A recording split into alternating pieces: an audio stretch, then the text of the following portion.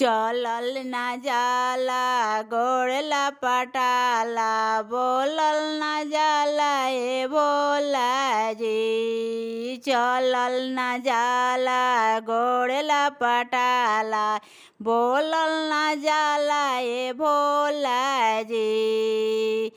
ओही रे जगहिया आसन मारे ऐनी ए भोला जी। ओही रे जगहिया आसन मारे ऐनी ए भोला जी। चललो ना जाला गोड़ला पटाला बोलल ना जाला ए भोला जी। ओही रे जगहिया आसन मारे ऐनी ए भोला जी। सोने के लोटा गंगा जल पानी सोने के लोटा गंगा जल पानी कैसे के चरण पखारी ए भोला जी। ओही रे जगहिया आसन मारे ऐनी ए भोला जी।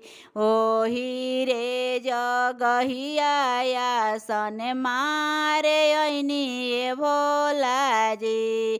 चललो ना जाला गोड़ला पटाला बोलल ना जाला ए भोला जी। चललो ना जाला गोड़ला पटाला बोलल ना जाला ए भोला जी। भोला जी मैं माही मिश्री के भोगवा लगवनी मैं माही मिश्री के भोगवा लगवनी। ओही रे जगहिया आसन मारे ऐनी ए भोला जी। ओही रे जगहिया आसन मारे ऐनी ए भोला जी।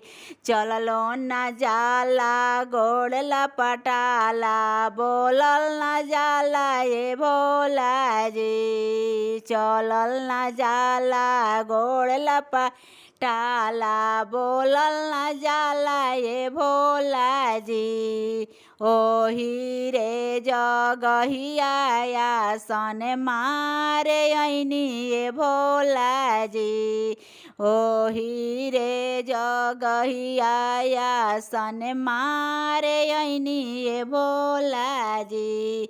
हा फूलवा ले ऐनी फलवा ले ऐनी फूलवा ले ऐनी फलवा ले ऐनी कैसे के मलवा पेनाई ए भोला जी। ओही रे जगहिया आसन मारे ऐनी ए भोला जी।